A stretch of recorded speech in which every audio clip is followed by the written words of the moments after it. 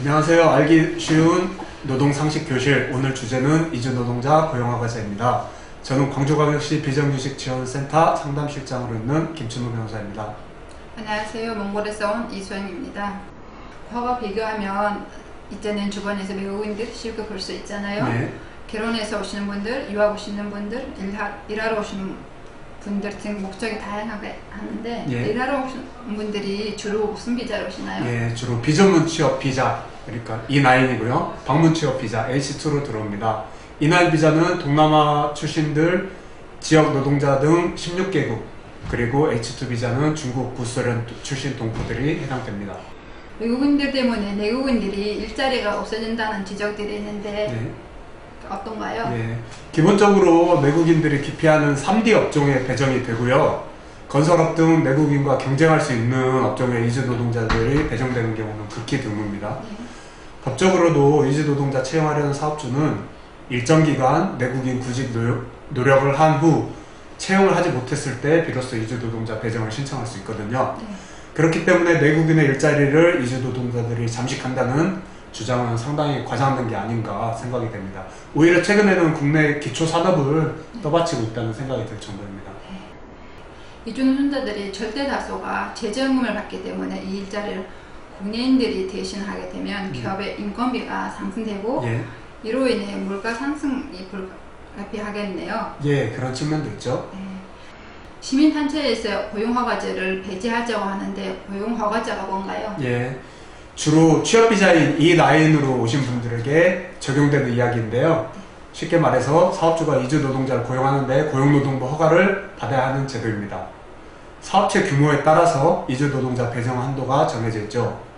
사업주와 이주 노동자가 근로계약을 체결하려면 고용노동부를 통해야만 합니다. 직업소개서 등을 통해서 이주 노동자를 고용할 수는 없는 거죠.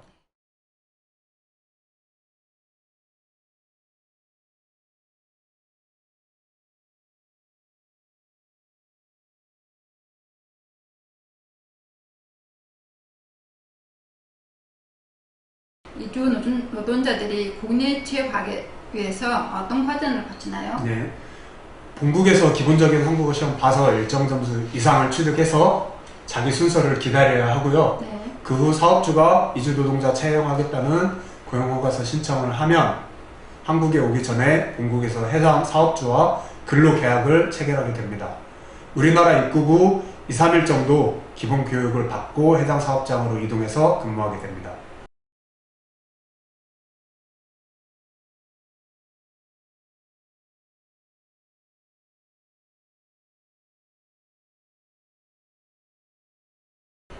본국에서 근로계약을 개설하면 네. 본인이 실제 일하는 사업장을 보지 못하고 한국에 오는 경우네요. 그러면 생각과 다른 근무 환경 때문에 갈등을 빚는 경우도 있겠네요. 네, 그렇죠. 그런데 왜 고용허가제를 폐지하자고 하나요? 네, 원칙적으로 이주 노동자는 사업주 동의 없으면 그 사업장을 떠날 수 없습니다. 강제 노동을 강요하는 셈이죠.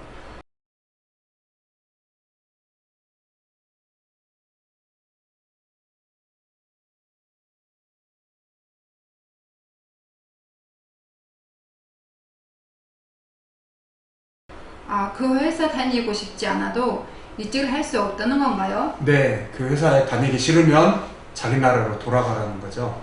사업주가 때리거나 성폭력을 저질러도요? 네, 폭행, 성범죄, 노동법 위반 등 위법 행위를 하면 사업주 동의가 없어도 이직이 가능한데요. 네. 문제는 실제로 그런 피해를 당해도 이를 증명하기 쉽지 않다는 겁니다.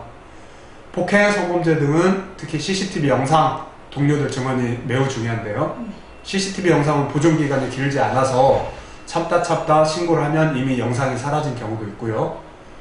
농어촌 같은 경우는 CCTV나 목격자가 없는 장소에서 범죄들이 이루어지는 경우도 많죠. 동료들의 경우도 계속 일하려면 사업주 눈치를 봐야 해서 증언에 소극적이거니와 더더욱 한국인들은 굳이 이주 노동자들을 위해 그런 위험을 감수할 이유가 적죠. 언어적 어려움으로 인해 자신의 피해 사실을 정확히 전달하지 못하는 것도 한 요인입니다. 그러면 실제 폭행 등을 당해 경찰서에 신고해도 사업주가 처벌받지 않은 억울한 경우들도 있겠네요. 네, 그렇죠. 그래서 억울한 일을 당해도 이직을 하지 못하고 그 사업장에서 그냥 일하면서 오히려 신고했다는 이유로 박해를 당하기도 합니다.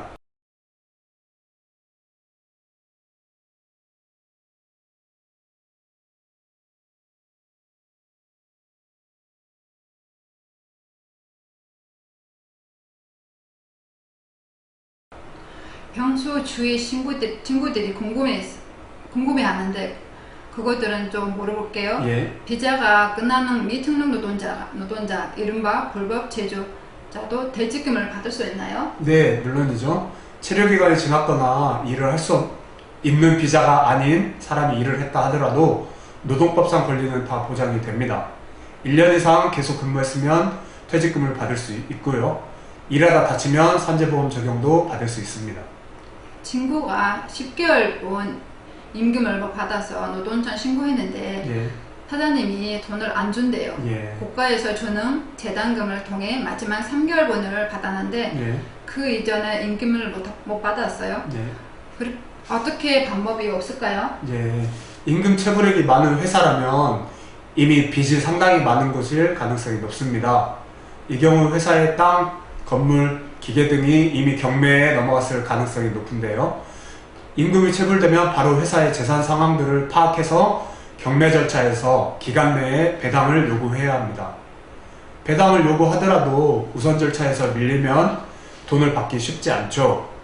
퇴직 직전 3개월분 임금은 체당금으로도 받을 수 있고 네. 아니면 배당 절차에서 우선순위가 보장되어 어느 정도 보호를 받는데요.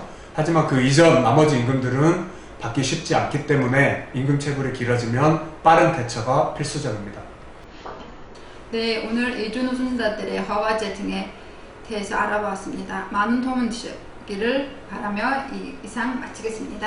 감사합니다. 감사합니다.